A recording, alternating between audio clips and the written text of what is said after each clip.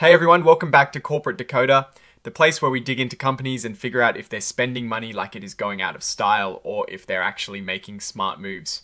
Today we're decoding Boyd Gaming's latest 10K report, and let me tell you, it has got some interesting numbers that might make you rethink your next casino trip. Before we dive in, if you love getting these kinds of plain English breakdowns straight from the source, make sure you are subscribed. Also, we have a fantastic Discord community linked in the description below, where we chat about these filings and much more. Alright, let's look at Boyd Gaming's financial story for the year ending the 31st of December 2025. When we talk about money coming in and going out for a company like Boyd Gaming, who owns casinos and online gaming operations, the financials are key to understanding their health and future. First off, total revenues saw an increase of about 4.1% from 2024 to 2025. That sounds good, but we need to understand where that money is coming from. A big chunk of this increase, $125.7 million, came from online reimbursements. What does that mean?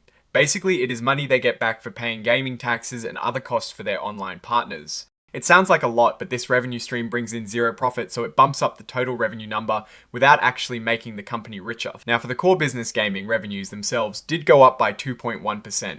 That is driven by more money being wagered and a slightly better win percentage for the company.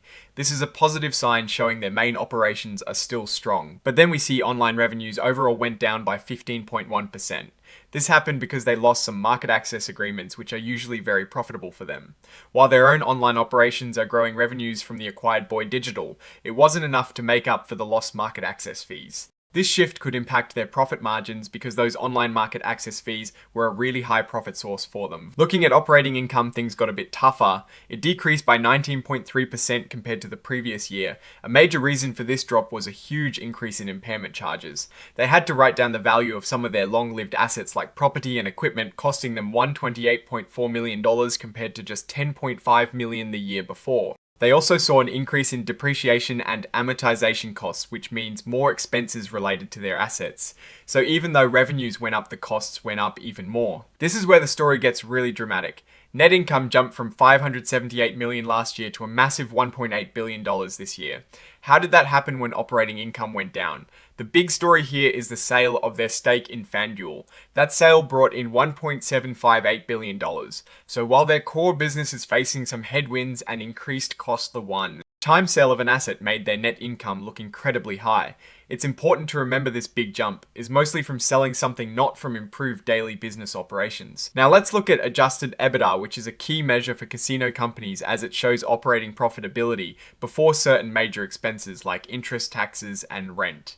Total adjusted EBITDA across all segments actually decreased slightly from $1.39 billion to $1.35 billion. The online segment saw a significant drop in adjusted EBITDA by 41.3%. This is directly linked to the changes in their market access agreements, which brought in less profit even though reimbursement revenue went up. The Midwest and South region, however, showed a nice 1.6% increase in adjusted EBITDA, largely thanks to new revenue from the recently opened land-based casino at Treasure Chest. In their Las Vegas local segment, revenue dipped slightly by 0.5%. Room revenues were down as a result of the Super Bowl in the prior year and a general softness in destination business. Adjusted EBITDA here also saw a small dip, mostly because higher margin room revenues declined while lower margin food and beverage revenues increased. The Midwest and South segment showed solid revenue growth of 2.6%. This was driven by increases across all their departments, especially gaming revenues helped by strong performance in table games and slots. The opening of the new land-based casino at Treasure Chest really boosted this segment. Adjusted EBITDA here also grew by 1.6%, showing good operational efficiency. As mentioned before, the online segment had a significant drop in adjusted EBITDA, while total online segment revenue looked good at first glance, increasing by 16.8%. This was entirely due to those online reimbursements, which, as we discussed, don't contribute to profit. The actual profitable online revenue from market access agreements decreased and impacted their profitability negatively. Let's talk about debt, because that's always a critical part of a company's financial health. Boyd Gaming had about $2.1 billion in long-term debt at the end of 2025, down from $3.2 billion in 2024. This big drop is mostly thanks to using the proceeds from the FanDuel sale to pay down debt. This is a smart move, strengthening their balance sheet and reducing their interest expenses, which fell from $175.8 million to $152.8 million. They have two main senior note issuances outstanding, maturing in 2027 and 2031, both with a 4.75% interest rate. The 2027 notes total $1 billion and the 2031 notes are for $900 million. This reduction in debt is a very positive step for the company, enhancing their financial flexibility. Looking at capital expenditures, Boyd Gaming invested heavily in their properties. They spent $588.2 million in 2025 compared to $400.4 million in 2024. This spending is on things like hotel renovations, expanding meeting spaces, and developing new casinos, including a new one in Norfolk, Virginia, that is expected to cost around $750 million in total. They also bought a gaming license right for $85 million for this Norfolk project. This shows they are serious about future growth and property improvements. Now, a crucial area in their financials involves accounting estimates, some of which are quite complex. One of these is the recoverability of long-lived assets. When events happen that make them think an asset might lose value, they have to assess its future cash flows. If the future cash flows don't seem to cover the asset's value, an impairment charge is recorded. In 2025, they recorded a hefty $128.4 million impairment charge on property and equipment in their Las Vegas locals and Midwest and South segments, as well as on operating lease right-of-use assets. This indicates some assets are not performing as well as expected, and their value had to be written down. Then to raise goodwill. When a company buys another company for more than its identifiable assets are worth, that extra amount is called goodwill. Boyd Gaming tested its goodwill for impairment annually and found no impairment charges in 2025. Their goodwill stands at about $958 million. However, they did have a significant impairment charge of $86.5 million in 2023, related to their online segment and managed and other categories, showing that the value of some past acquisitions has diminished. Shifting gears a bit, the company highlights cybersecurity as a critical component of their risk management. They use frameworks from the National Institute of Standards and Technology and have a cross-functional layered approach to protect their systems. They regularly test their defenses, communicate with the board, and train their employees.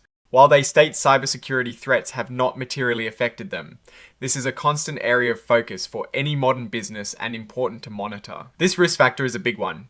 They are relying heavily on their IT systems, and a breach could expose them to legal claims, regulatory investigations, and damage their reputation, especially with data privacy laws like the CCPA, California Consumer Privacy Act. The stakes are even higher. Any failure here could be very costly. Competition is another major risk they highlight. The gaming industry is crowded with traditional casinos, online operators, and even Native American casinos, which often have tax advantages.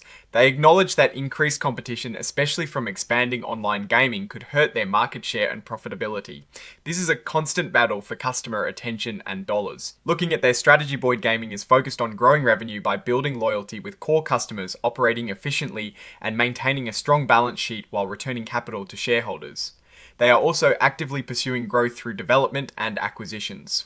Their Boyd-style customer service is a key differentiator they aim for. Overall, Boyd Gaming's financial picture in 2025 is a tale of two cities. On one hand, they had a massive boost to net income, thanks to the FanDuel sale, a significant strategic move that strengthened their financial position and reduced their debt considerably. Their core gaming operations in specific segments like Midwest and South are showing growth, and the company is reinvesting in its properties. On the other hand, the operating income was dragged down by substantial asset write-downs and increased operational costs. The shift in their online revenue model away from profitable market access fees towards less profitable reimbursement streams will be something to watch closely. Cybersecurity and intense competition remain significant risks that will require ongoing vigilance. So what is the verdict? Boyd Gaming is making smart financial moves like paying down debt and strategically selling assets to boost their balance sheet. They are also making crucial investments in their properties for future growth. However, they face considerable challenges from operational costs and the competitive landscape. The net income from the FanDuel sale is a huge one. Time win, but the longer-term health will really depend on how well they navigate these operational and competitive headwinds. That's our deep dive into Boyd Gaming's 2025 filing. What are your thoughts on these numbers, and what do they signal for the company's future?